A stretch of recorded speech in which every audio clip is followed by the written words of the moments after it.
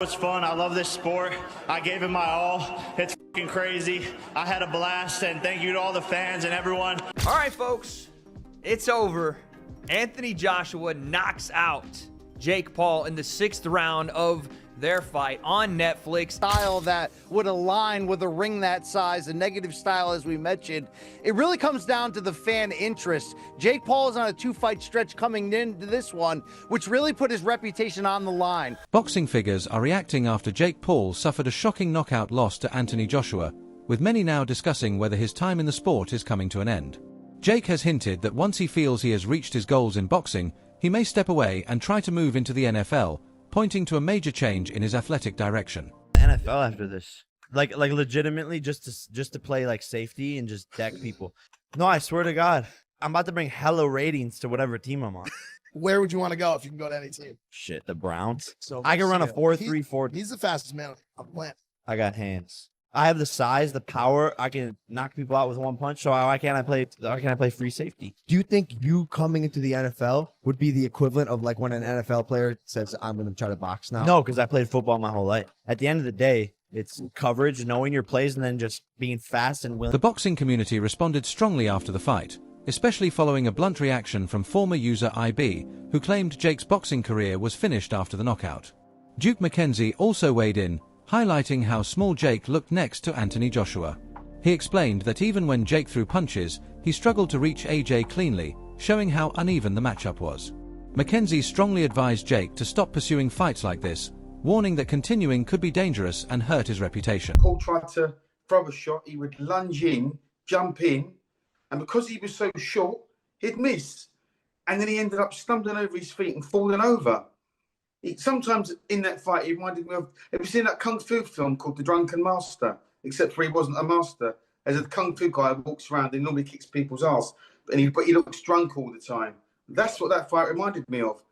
It was such a poor showing from Jake Paul. You know, I mean, it's a well-documented fact. There was a lot of money on the line. And I'm sure you, Max, as I would, and anybody else in the street would fight Anthony Joshua. For 75 million, you just would. And the same thing would happen. And even after the fight, now the fight's over, you're 75 million. Another former user, Chelsea, shared a very emotional response to Jake's loss, openly expressing relief and satisfaction online. Former UFC champion Michael Bisping also reacted, describing Joshua's performance as a complete lesson in boxing. He broke down how badly Jake was hurt, pointing to the heavy uppercuts and combinations that left him with no escape. Even when Jake tried to move away, the damage kept coming. Bisping stressed that the injuries were serious and that full rest is needed before any future plans, saying the fight showed Jake's limits against elite fighters. In my humble opinion, because I'm a big Anthony Joshua fan. Of course, I've been a supporter for the longest time. A rather lackluster, unmotivated Anthony Joshua that didn't look like he was being particularly nasty, right?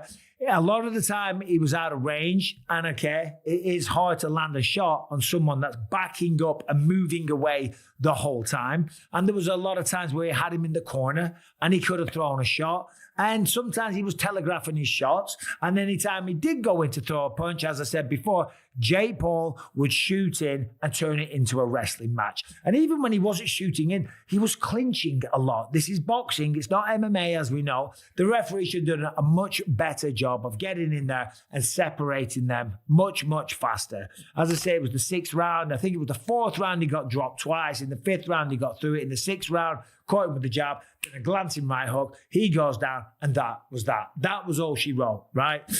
I did a live. There was about 9,000 people watching at one point. Nobody was particularly enjoying the matchup. Listen, okay? I respect both men. I respect anyone really that steps into the ring, okay? And certainly going up against Anthony Joshua, that was a tall task, okay? You know, metaphorically and figuratively, right? It was a tall task. It was a big job. It was a tough opponent. It was a mismatch, and it was, right? Jake Paul never worried Anthony Joshua once. He never rung his bell. He never caused any damage. He never had him worried. He never did anything. It wasn't a fight. It was a display of how long can Jake Paul last? Can he run away long enough to... Ex-user Cabral's Finest focused on the seriousness of Jake's injury, reporting that he was taken to the hospital with a suspected broken jaw and suggesting it could force an early retirement. Sean Jones shared his reaction as well, saying the fight was at least real and not scripted. He noted that despite Jake's jaw being broken, Joshua did not even seem to use full power, meaning the ending could have been worse.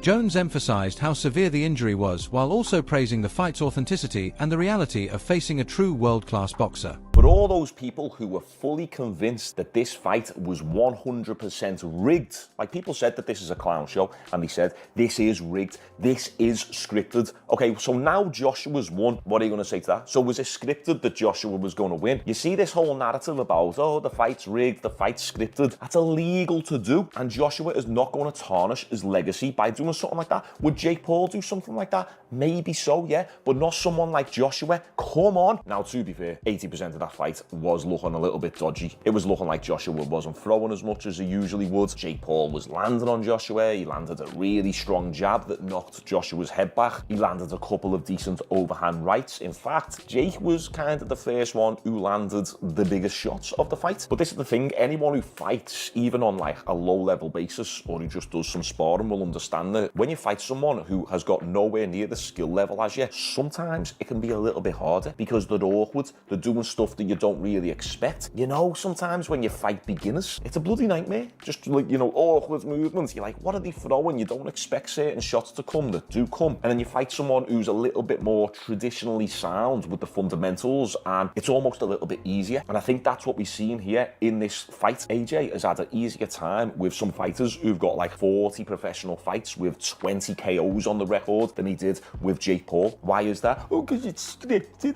It's scripted. No, it's not scripted. It's just because Jake Paul is awkward and he's a beginner in relation to Joshua. So Joshua just took some time to figure them out. You could see Joshua was getting a little bit frustrated in that 4th and 5th round, but then he started. User Mir7 Juan delivered a sharp message to Jake after the loss, urging him to stay away from boxing. Many fans feel worn out by the situation. Analyst Liam Goff warned that Jake is in serious trouble following the brutal defeat. He explained that Jake's boxing path is effectively closed for now due to major injuries that will take a long time to heal. With a broken jaw and other physical issues, Jake must pause everything and focus on recovery. Goff stressed that this period is critical for Jake's long-term health and future in sports. When he had that face-off with Tank Davis, he was looking at a guy who was, 5-6 inches shorter than him and probably 60-70 pounds lighter, right? So he was probably looking at that thinking, yeah, you're a legit boxer, yeah, you hit very hard, but look how much bigger I am to you. Contrast that to him looking up at Anthony Joshua and realising, oh my God, look at the size of you in comparison to me. That's a bit different. And I think with Jake Paul, it really dawned on him what's going on. But Jake Paul has to keep face. He has to stay essentially in that persona that, you know, I am the man, I'm going to win this, trying to sell a dream to a casual, a bit like what Eddie Hearn does. Trying to sell the casual audience that this is going to be a real fight, quote unquote. It was a real fight. It's not scripted, but you know what I mean. That he's really in this fight. That's what he was trying to do. And he did that well up until fight night. Boy, did he fail miserably on fight night. Again, I give him credit. He doesn't need to box. He can choose an easier profession, as I say. But to go in and to run around the ring like that, that was something else entirely. I mean, he was doing his best Roadrunner impression in there. He was running around that ring from the minute that bell went. That was all he was trying to do. And listen, AJ's performance, I can critique it from a defensive point of view, that he got hit with some silly shots that he probably shouldn't have been hit with. He was trying to cut the ring off in a ring as big as that. It's not easy. All right. And furthermore, if you're in there with an opponent who purely just wants to survive, he's no interest in winning the fight. He just wants to go the rounds. People, you could be one of the most you could be a prime Mike Tyson, Bone Crusher Smith, prime example. People never talk about that fight with Mike Tyson because they say, oh yeah, prime Mike. After the injury, Jake Paul updated fans on X about his condition, thanking his medical team and admitting recovery will be difficult. He shared that surgery went well but said he is dealing with heavy pain, stiffness, and a liquid-only diet for several days, while praising the care at Miami University Hospital. Wade also commented on the fight, suggesting Jake may have felt he had already achieved enough and could focus on big money matchups since he does not need to defend titles. Wade mentioned possible fights with Canelo or a slower year, while noting that a massive bout with Tyson Fury could happen if Jake fully commits. He admitted Jake was far below AJ in every key area but respected him for taking the challenge and called the event a big moment for fans. 2026, and I don't think he fights a ton in 2026. I think it'll be a very slow year for him. Look for those two guys as the main two he would fight. I wish it was Tommy Fury, but I doubt it. On the other side, I want to see him get back into boxing specifically, get back into committing to this, because there is a massive, massive fight that awaits him in Tyson Fury. It's far past time that it happened. If they don't do it now, they never will. And yeah, man, I don't really know what else to say on this fight. As far as, what happened in there tonight, I know on Twitter people are going to want their money back, or they're going to call it a bad fight or a sloppy fight or whatever. And then there's going to be people, celebrating Jake's downfall. That was always going to be the case. Of course, the first time he gets rocked, dropped, and stopped, people are going to celebrate like it's the 4th of July, or it's their birthday, or like it's Christmas. So yeah, expect that, but I won't do that here. I won't, because I respect the hell out of him for going and doing it, and there's not any normal people on earth that would have done it. I don't care if you say, oh, for the money. Another ex-user, Zane, reacted with shock to news of Jake's injury, expressing concern and disbelief over how serious it was. Reports confirm that Anthony Joshua broke Jake Paul's jaw, an injury serious enough to keep him out of boxing for at least a year. Medical experts say recovery from a double jaw break requires long rest and careful monitoring to avoid lasting problems. Jake has shared updates, thanking his doctors and acknowledging the pain and limits he is facing. With a broken jaw, he cannot train or compete, making full recovery the only focus and placing his boxing career on hold. I thought that the Anthony Joshua-Jake Paul fight was going to be rigged. These x-rays definitely tell a different story. So on December 19th of 2025, as I'm sure most of you are probably aware, Jake Paul fought the two-time unified heavyweight champion Anthony Joshua at the Cassia Center in Miami, Florida, which was streamed exclusively on Netflix as part of a major boxing event that was promoted by Paul's Most Valuable Promotions. The ending result was Anthony Joshua won by knockout in the 6th round after Jake Paul was knocked down 4 times in total, twice in the 5th round and twice in the 6th round. Anthony Joshua landed 48 punches on Jake Paul compared to Jake Paul landing about 16 on Anthony Joshua. And this is the second professional loss of Jake Paul's fighting career, dropping his record down to 12-2. Now, Jake Paul ended up suffering a double broken jaw during the fight and was taken to the hospital afterward, skipping the post-fight press conference, probably because he probably couldn't talk. But in his in-ring interview, he said, "That was crazy. I had a blast. I think my jaw is broke." Anyway, as far as his professional fighting career is concerned, as of December 20th of 2025, he doesn't have any new opponents that have been announced, and it's expected that his jaw injury is going to take 4 to 6 weeks to recover from. Regardless of how you feel about him, that dude fought a 2-time heavyweight champion and survived.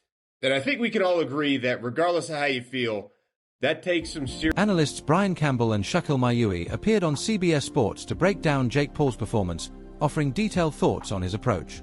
They noted that Jake relied heavily on movement, staying mobile and avoiding corners, which help him last longer than expected. However, they questioned how he could realistically chase a cruiserweight title without engaging more with top fighters. Campbell pointed out that Jake's popularity may matter more than pure skill in keeping his career going, mentioning potential big fights with KSI or a rematch with Tommy Fury. They added that his defensive style and preference for a large ring suggest entertainment currently matters more than true title ambition. In for him in terms of what he's doing in the boxing ring. Listen, so long as people will tune in and so long as Jake Paul is paid by Netflix or any broadcaster to air his fights, we're going to see this continue. And Jake Paul knows his business model, right? Now, this deviated, this AJ fight, which came together kind of last minute after the Tank Davis fight fell apart. But we know Jake Paul's MO here. It's find the most popular guy with the most physical disadvantages for me to fight. And Jake Paul has the benefit that he's turned himself into a villain, or in the pro wrestling circles, a heel. People tune in to watch. We did not tune into this fight to see competitive boxing. Most of us tuned in because we thought, here's Anthony Joshua. Here's a 2-time unified heavyweight champion, a guy who physically just overwhelms Jake Paul. And we're finally going to get what Tyron Woodley and Anderson Silva and Nate Diaz were not physically fit, whether it be through their size, experience, or age, to do, and that is knock out Jake Paul. And so because I don't really feel like we got that satisfying comeuppance that a lot of people have been waiting for. It kind of gives Jake Paul a little bit of mystique, I'd almost say, to still try and string this along. Now, I don't know in terms, he says he wants to be cruiserweight champion. I'm not quite sure what the competitive road there is, because let's make no mistake, the reason this fight lasted as long as it did is because Jake Paul focused exclusively on being elusive. He did his best. And kudos to him, right? He did a great job of not getting cornered. He was always on the gas until the gas sort of fell out from underneath him. And so I don't quite know, short of leveraging his popularity, how he's going to get to that title shot if he's not actually going to fight, like really fight an elite boxer. But if he's looking to make money, there's the KSI fight out there. There's the Tommy Fury rematch. There is ways for Jake Paul to... That is all for today's video. Stay tuned and see you next time.